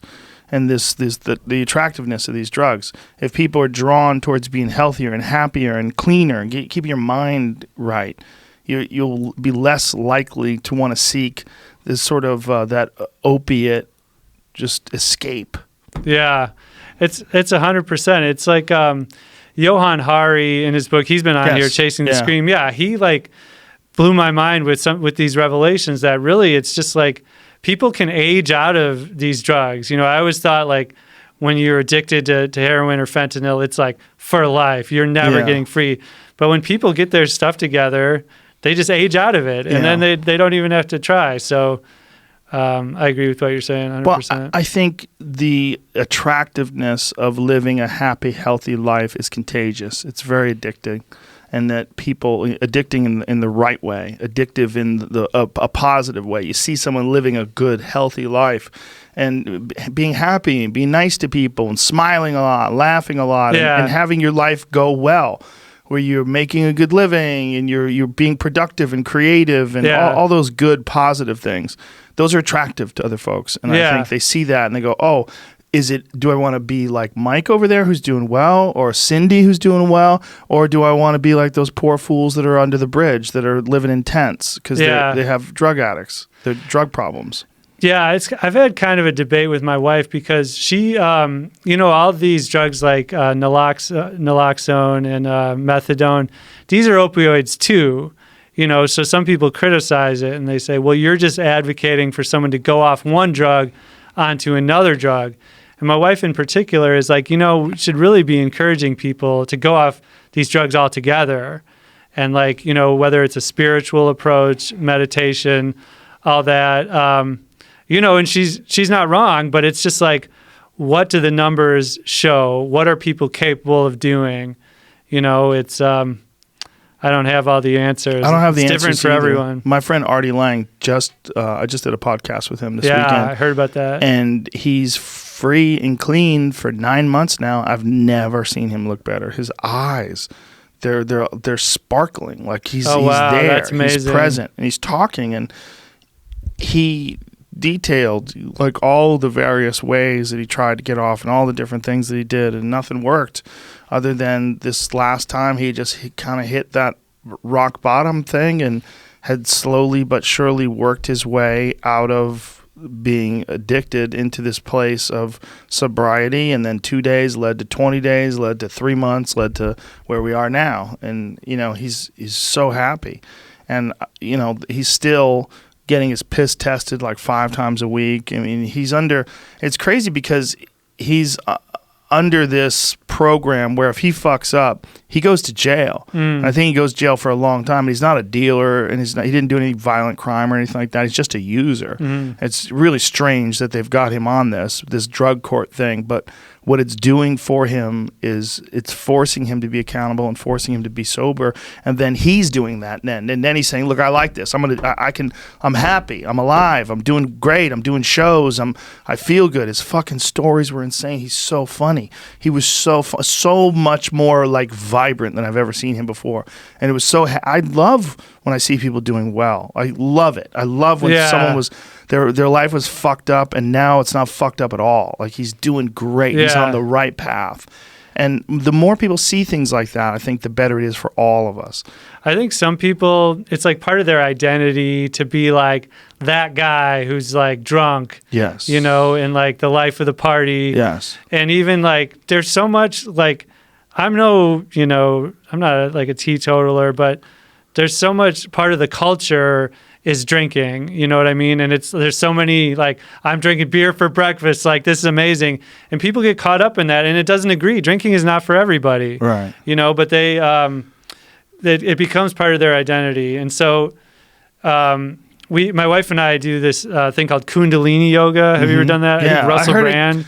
My friend Ari just did it. He goes, it got me high. Yeah, it does. I heard someone else describe it as like totally for drug people who like getting high on drugs because you get that buzz in your head. Yeah. It's like half meditation, half yoga. I'm like the world's least flexible person, so it's not like hard yoga, but it's just that you have to, it's mind over matter stuff. And so you do things like, you know, we had to do this one where you put your arms above your head and hold it in this position and do this mantra for like 11 minutes. And you're constantly correcting your posture. You're trying to like, you know, look in your third eye, and your brain doesn't have time to wander around and think those negative thoughts and how terrible you are. Right. And at the same time, it's like a physically demanding thing to do. I mean, it doesn't look like much, but you're like sweating. And, you know, my wife like got us into that. There's so many recovery stories because I really think it's like people think it's a chemical thing, but it's like a mind thing so often. Yes. And I think that the ability to silence all the internal chatter that you were just discussing, like that thing, like you think about being a terrible person or you hate yourself, or that is so common with people. And so many people just live with those thoughts bouncing around their head and they don't have an outlet. And that's another reason why they turn to alcohol or turn to drugs to try to like squash that chatter. But when you force, that's one of the things that I really love about yoga is no matter what's going on in my life, it's business stuff, personal stuff, creative stuff, whatever it is that's bothering me, I can do yoga, and the difficulty of those poses makes me concentrate almost entirely on them. And I take a concerted effort to just think about my breathing. And like meditation, you'll go off track and you start thinking about things. Oh, I got to pay that bill. Oh, I got to do this thing. Oh, I got to make sure I call that guy. But you can get right back on a track if you just always concentrate on your breathing, always concentrate on the pose. Concentrate on your breathing, concentrate on the pose, and just know that you're going to get off track a couple times during the thing, but enough, you'll stay on track enough so that there is some sort of cleansing effect. And when class is over, I feel better. I just feel better. What kind of yoga do you do? I do hot yoga, like Bikram. Like Bikram yoga, yeah. There's a funny book about that. The guy who started that out of his fucking mind. Like, Well, that's the fucked up part about it. The place that I go to, they actually changed the name. It used to be called Bikram, and they're like, wow, this guy's too fucking radioactive. And they teach the same postures, which he didn't even invent, by the way. And these are fucking thousands of years old, these postures. Right. And the sequence, he didn't even invent. He just, someone popularized else. He popularized it. And look, as gross as that guy is, he's done a huge service by spreading his yoga across the country. And it's like many things in life. Things are messy. You know, life is a messy proposition. And this guy, you could say, well, fuck yoga because that guy is yoga. No. Yoga is a physical practice done by millions and millions, if not billions of people. It's the same with the leader of Kundalini, this guy named Yogi Bhajan. And he's gross too? There's lawsuits against him since he died and stuff. Like, I think any like cult, people call it a cult, like they wear white. But he came from the Punjab region in India, and the Kundalini Yoga was like only for the Brahmins or only for the like elite class. And so what he did was he came to the U.S. and he brought it for like the common people. And so there were people apparently who were so upset about this back from India that there were attempts on his life.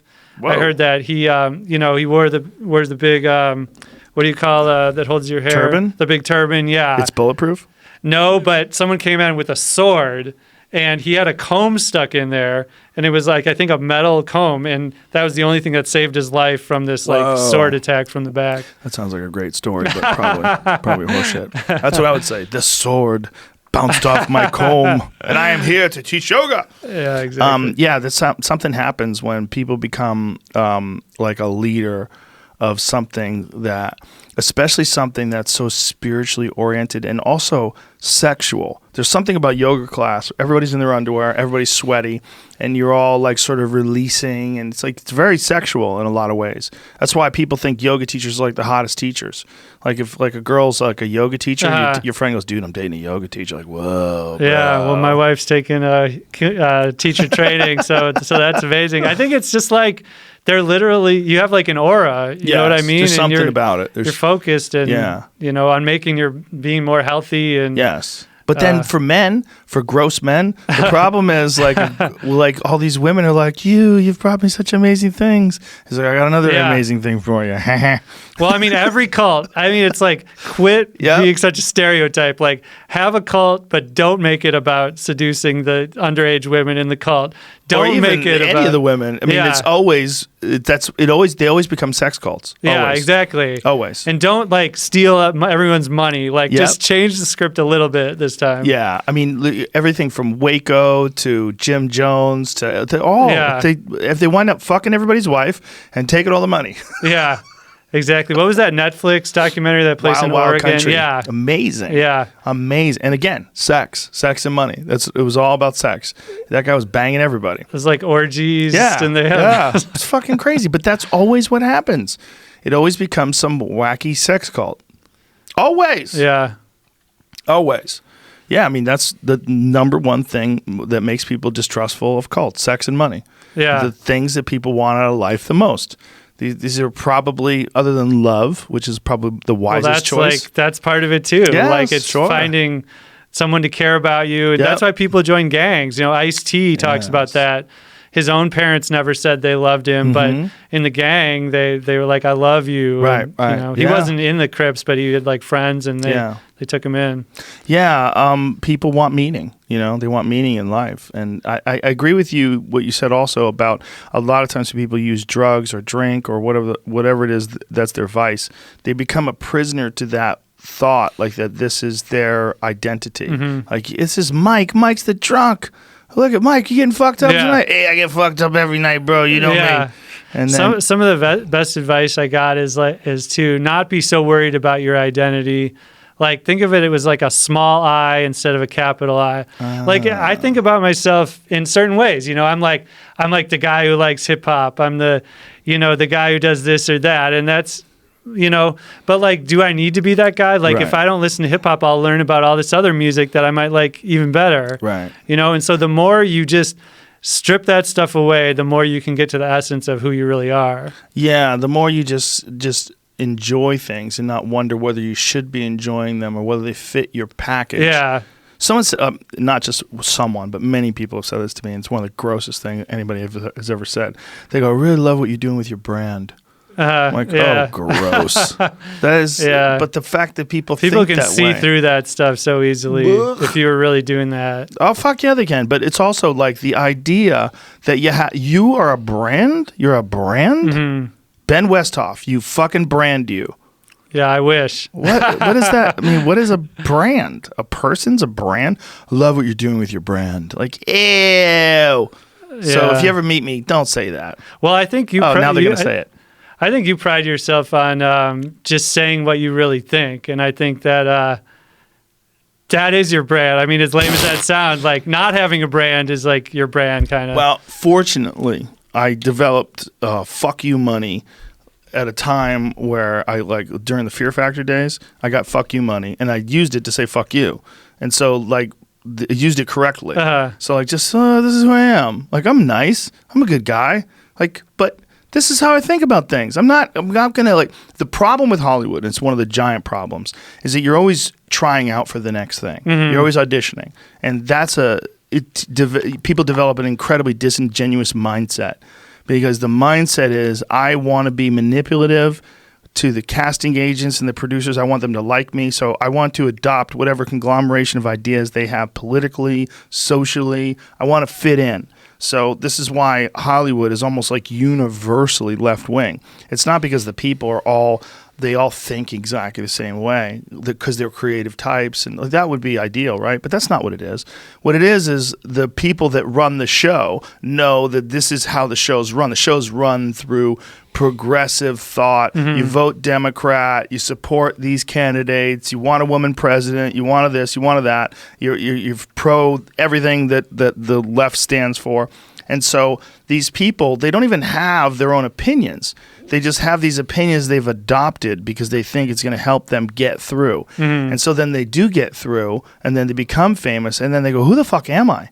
Like, they don't know who they are. They don't. And then when it comes to, like, hey, tell us your opinion on this. Like, oh my God, they don't even know what their opinion is because they've never really developed opinions. They've developed an act, and that act is say the things that these people would like you to say so that you can continue to work, so that you can get picked. Because if there's two people that are up for a role, and one of them is like this staunch libertarian who's like this pull yourself up by your bootstrap thing that, you know, doesn't believe in white privilege, and the other one is like super progressive. I call myself a male feminist. I want a woman president. Like, that guy gets the role. Yeah. If they're both, I mean, that's... Well, the ironic thing, too, though, is like a lot of, you know, like real liberals see Hollywood as this like reactionary place in its own right. You know what I mean? Like the right wing, like Christian part of the culture sees Hollywood as this horrible cesspool, but then the left wing sees it as playing to this, you know, the Weinstein stuff, all the like worst elements of, you know, male dominated corporate culture epitomized in Hollywood. So it's funny how it's hated on. Well, I think it is hated on both sides, but I think that Weinstein stuff is the same thing as the cult stuff. It's just like a guy gets power, and he has a bunch of people that have to, like, he creates their careers. Like, you want to be in this movie? You got to suck this dick. And that's what he did. I mean, he literally did the casting couch thing on a grand scale with A-list actors. So awful. Yeah. It's what happens to so many people where they have that position where they're taking people and they're hiring them and then putting them in these magical positions. Look at her. She's on the big screen. She's a star. I could have been the star, but I didn't have sex with Harvey. And then this creates that culture. And that guy just ran through that business with impunity. I mean, he was just doing it that way forever. Yeah, I think... I don't know, like when you look at Hollywood movies, like what it is and what the formula became, I always wonder if this is like something that developed organically, or if it's like we're hardwired to want to see this kind of, like, take the 3-act structure, right? Like every movie has to have a 3-act structure, right? Whether it's the most independent or the biggest Hollywood. So it's like, why is that? Is that part of our brain? You know, and take songs, like pop songs. They're all structured the same. Verse, chorus, verse, bridge, you know, chorus again. And I don't know. Well, you read any Joseph Campbell? Yeah, I haven't read it, but I know the basic ideas. Yeah, and Joseph Campbell, the journey of the hero, the hero's journey, all that like mirrors itself. Like that's the structure of most of these fantastic stories where this hero goes through this transformation and faces this adversary and overcomes it, and this story, this sort of structure is repeated over and over again. And it's something that's like deeply embedded in culture, deeply embedded in the psyche of human beings. Yeah. Well, yeah. There you go. There's the answer. Yeah. And so when I'm trying to like write a book like this, I want there to be narrative and tell stories. You know what I mean? Like there's drug books out there, and it gets way deep into the neuropharmacology, and you know, but it's like ultimately, you know, 30,000 people dying of fentanyl is a horrifying statistic, but it's almost impossible to wrap your mind around it when you know one person who died. Like my friend, his name was Michael Schaeffer in 2010. He died from fentanyl patches. I had never heard of fentanyl at the time. A patch killed him. A patch, and he was drinking at the same time. But then what actually literally killed him was when he was sleeping with his face in the pillow, And he like cut off, it just cut off his breathing. Oh, Jesus. He didn't like have the strength to move. Oh my God. And so that's why they think these number of deaths actually might be undercounted, because his death was listed, I believe, as like cardiac arrest or something. So that doesn't even show up as a fentanyl death, for example. And so, but just that one story means so much more to me than 30,000 people I don't know, for example. Right. You know what I mean? Yeah, that's the problem. What is that old expression? The death of one person is a tragedy. The death of a million is a statistic. Yeah. I think that was a Nazi that said that. Wasn't it Goebbels? Someone like that? I forget who it was. Someone terrible had that expression. But we don't, there's so many people. That's also part of the problem. Like 3,000 people die every year from aspirin. 150 people die every year because coconuts fall on their head. Oh, really? You know that? I think Tylenol actually has the narrowest like therapeutic Stalin. window. It's Stalin. Oh, really? Yeah, Okay. single death is a tragedy, a million deaths is a statistic. When one dies, it is a tragedy. When a million dies, it's a statistic. Yeah. Well, that's a little redundant. Well, Why do you say it twice? Is that a Russian thing? people a lot of times have tried to, many people have successfully killed themselves with Tylenol because it's got such a narrow therapeutic window. Like the amount that makes you feel better versus the amount that will kill you is not that far apart. Oh, really? And it's the same with fentanyl. And that's why, you could drink too much water and kill yourself, right? Yeah, there was a woman who did that on a radio show contest. Really? She was trying to win like a game station, like a Xbox or something for a kid. It was like I believe it was in San Jose, and they were having a water drinking contest. And there's also kids have done it that were getting hazed for fraternities. And they had to drink a bunch of water and they died. Yeah, and people, you hear a lot about ecstasy overdose deaths because people didn't drink enough water. So like MDMA isn't usually what kills you. It's like you're in the hot sun at a rave, you overheat, you don't drink enough water. But actually some people have heard that and then they drink too much water and that kills them at a rave. How much water kills you? I don't know. How much water do you have to drink before you die? I think probably Let's take a guess. a ton. You think a gallon an hour for 5 hours. Do you think that'll kill you? A gallon, that is a ton of water for 1 hour. Yeah. You think that'll kill you? For 5 hours? 5 hours. I have no idea. If you had a guess? No. We're playing a game here, I guess. I'm guessing no. I'm thinking 3 gallons an hour for 3 hours. You're dead. You got the over under on that? What does it say, Jamie? Is there a statistic? It's a millimodal. I can't say Millimolar? that. Yeah, that thing. That's like for I know. ketones. It's a sodium level thing. So right. water Yeah. and the blood level that gets to your brain, that's what can fuck you up. So I'm trying to find out. Oh, so it dilutes? Yeah. Dilutes your sodium. That's What the if you drink problem. water with a lot of salt in it? Then you're probably then just you- pee it out. Can probably get sodium toxicity. By the way, that will give you explosive diarrhea. Trust me on that. Last year we were doing the Sober October Fitness Challenge. We're doing all this, me and my You did friends. this year too. Yeah, but last year we went crazy. We had a fitness challenge. This year we just went sober, and we did a bunch of classes and different things. But last year we went like 5-6 hours of cardio a day, like nutty shit. And I was drinking literal just giant 64 liters of water with Epsom salts, or not Epsom salts, Himalayan salt in it. And if you don't get that mixture right, that stuff will come rocketing out of your ass like a broken fire hydrant. It's crazy. And then I Googled it afterwards. I was like, what is that?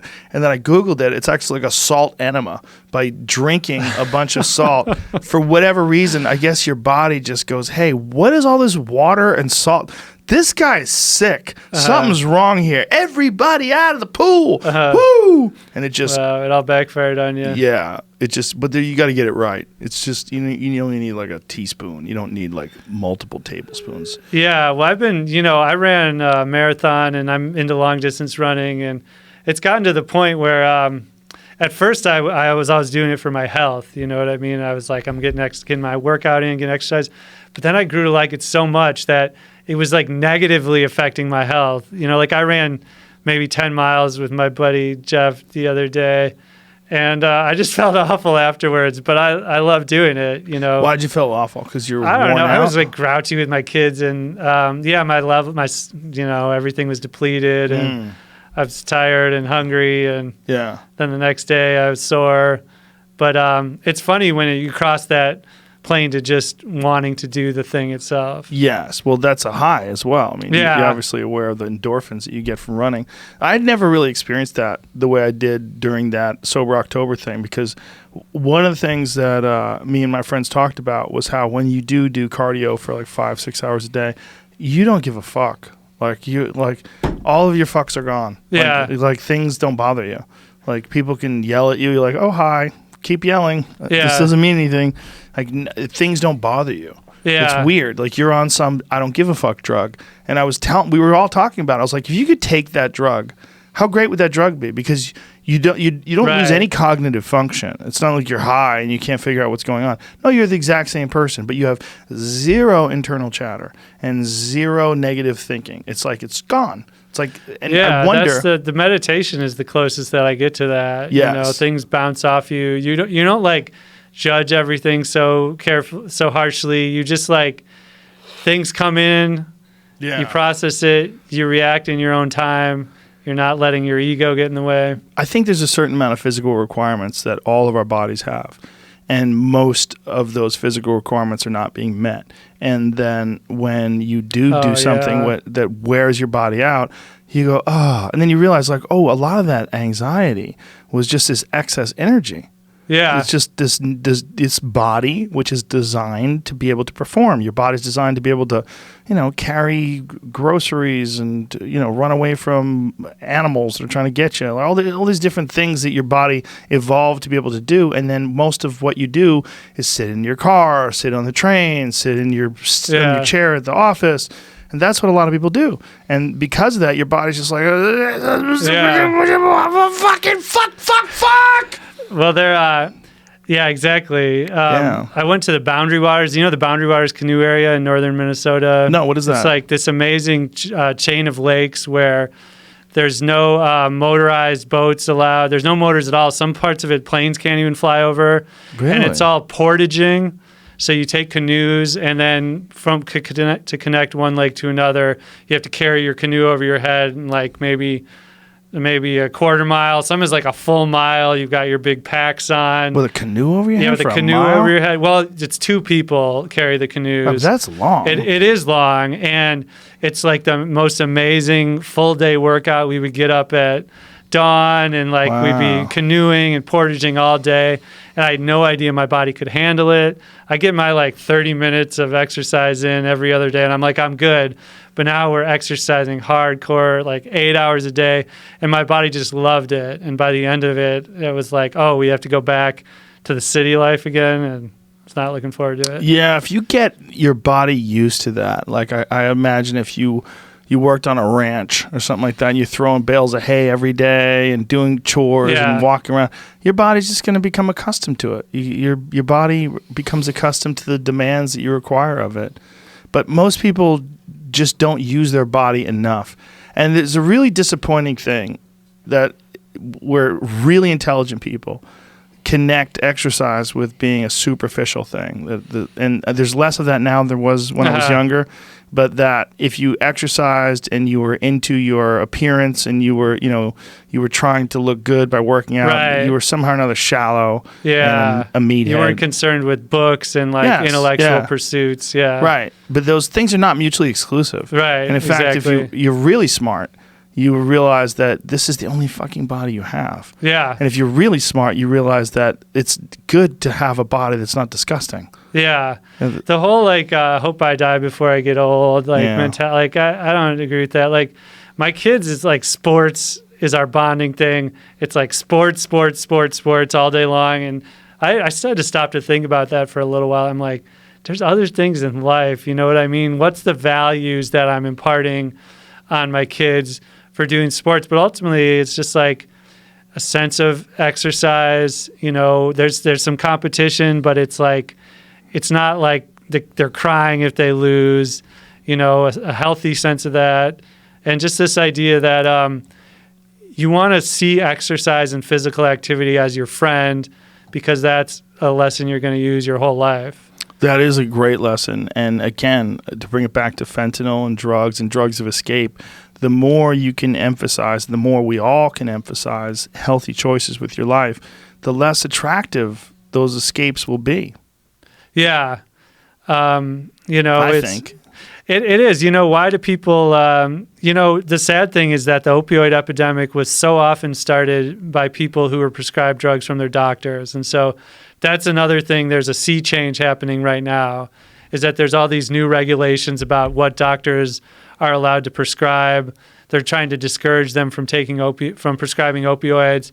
And that's a positive shift, I think, for people who are new patients, right? So like if you get a root canal, you don't need some crazy strong opioid, or to recover, right, like from a dental procedure or whatever. But the problem is that now they're starting to take away people's opioids when they've been on them for a long term. Like I talked to this woman from Colorado, and she had a disease, I can't remember, rheumatoid arthritis or something. She'd been taking opioids for years and years and years. And now all of a sudden, the doctor was like, I can't give you these anymore. You have to take these classes about alternatives to opioids, and they talked about acupuncture and yoga and stuff like that. And all that's great, but she felt like just degraded, and studies have shown that people, if they get their opioid pills taken away, they're going to turn to street heroin as a result. And so the whole thing is insanely complicated. Yeah, you talked about that there's 3 waves, right? The first wave is the pills, second wave is street heroin, and then third wave is fentanyl. Yeah, exactly. And so we're still facing the repercussions from the first one, and that's what all these lawsuits that you hear about in the news are all about. And the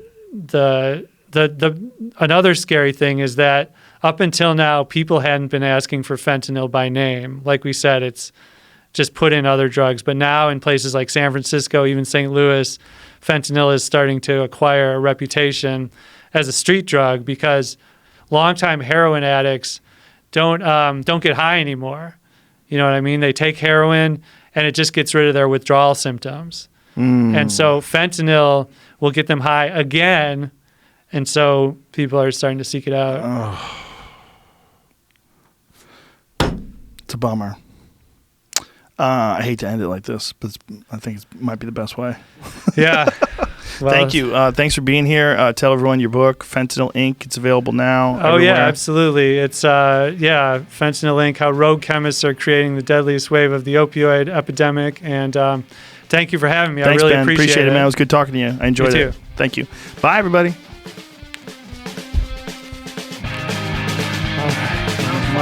Much wider ranging than